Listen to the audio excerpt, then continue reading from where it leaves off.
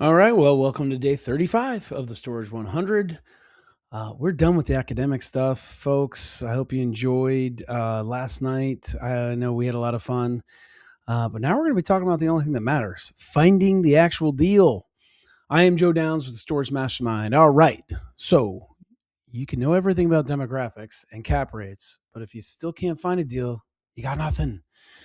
I spent 6 months once refreshing LoopNet every morning and found zero deals. It was a complete waste of time. I was looking in the wrong place. So today's is going to be your wake up call on where the real money is made in self storage acquisitions. And we're going to move from theoretical to the actionable. And I'm going to break down the three main sources for deals and tell you which one is the absolute gold mine. So let's start by looking at the reality of where deals actually come from. First, you have to stop looking where everybody else is looking. This pie chart is the reality of the self-storage acquisition world pretty closely. If you're spending 90% of your time on LoopNet or Crexi or some of the other online listing services, you're looking for deals in the 10% slice of the pie. That's a loser's game. The vast majority of the deals, definitely over 50%, probably 60%, maybe more, are found off market through direct to seller efforts. It's cold calling. That's walking on the lot. This is where you find zero competition and the highest equity.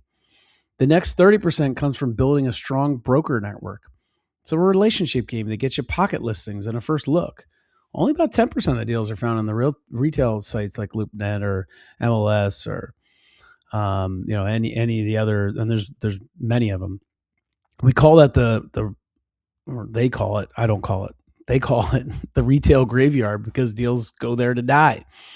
So let's talk about why that 10% slice is a trap you need to avoid. And it's a sticky trap because it's easy. You can just sit there at your desk and click, click, click and look away and get excited. I know the feeling. I used to do it all the time.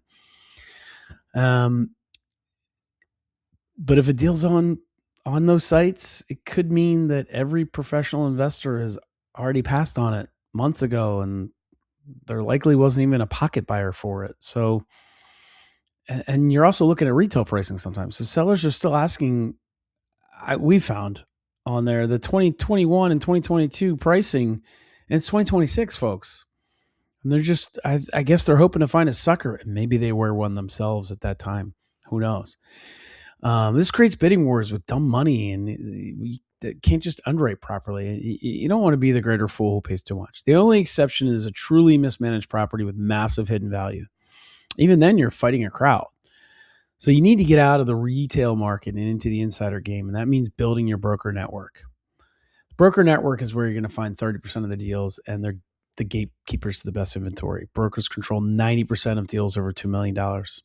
You simply can't scale your business without them. If you see a deal on a broker's website, you're already too late. 10 other investors have already passed on it. Your goal is to get the first look, and you want to see what's on their desk, not what's on their website. It's a relationship game, not a transactional one.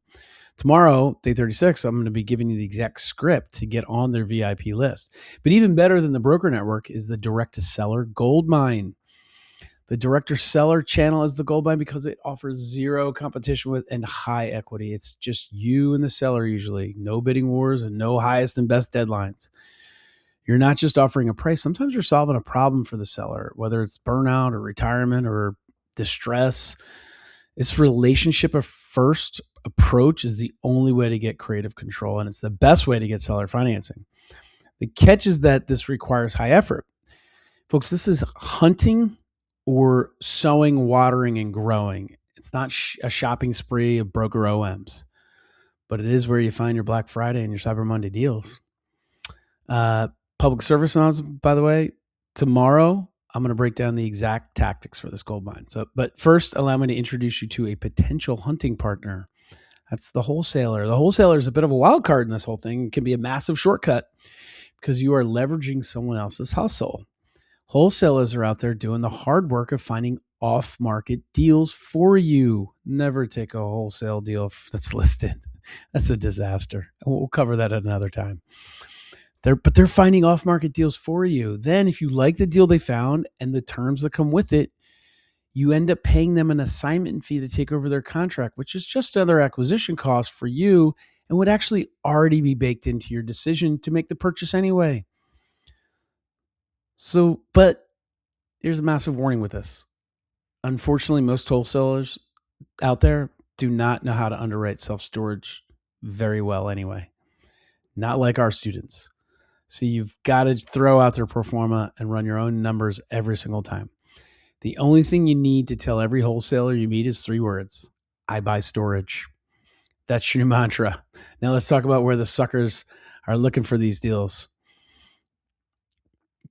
The wholesaler wildcard is great, but you need more lines in the water to catch a fish. So the online marketplaces are great for data, but not as great for deals. LoopNet is the Zillow of commercial real estate. And as they say, it's where deals go to die. I'd only use it to find active brokers and pull rent comps. Corexy is the auction house. Don't get caught bidding in wars with institutional money there. Instead, try tracking failed auctions to spot market trends. Biz Buy Sell and about 100 other business franchise selling websites is where you find the tired mom and pop owners who don't really know how to value their business or their commercial real estate or together their facility or their property. It's a low percentage chance you're going to find a deal there. And it's, in my experience, either going to be wildly underpriced or wildly overpriced. Sad. But hey, someone has to look there and you just never know. If you start listening to the Successful Idiots, I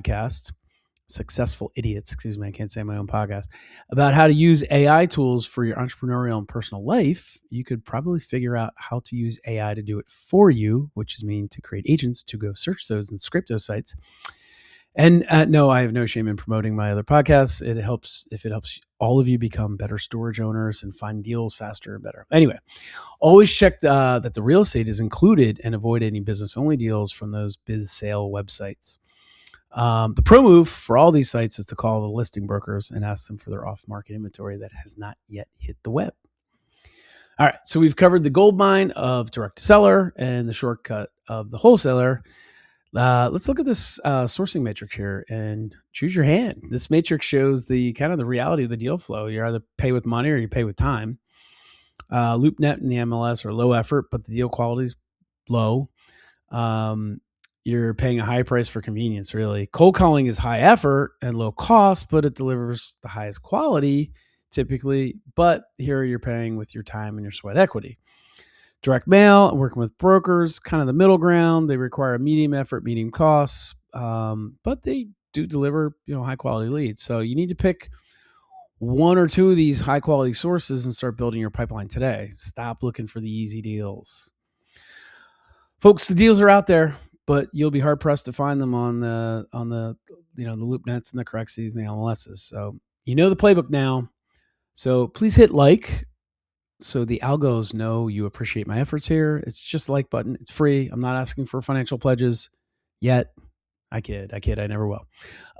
Subscribe, of course, so you don't miss the daily video drops like tomorrow's, where I'll be covering working with commercial real estate brokers. And of course, share this with that friend who's still refreshing the online listing service, looking for the thrown away lottery ticket. They will thank you later.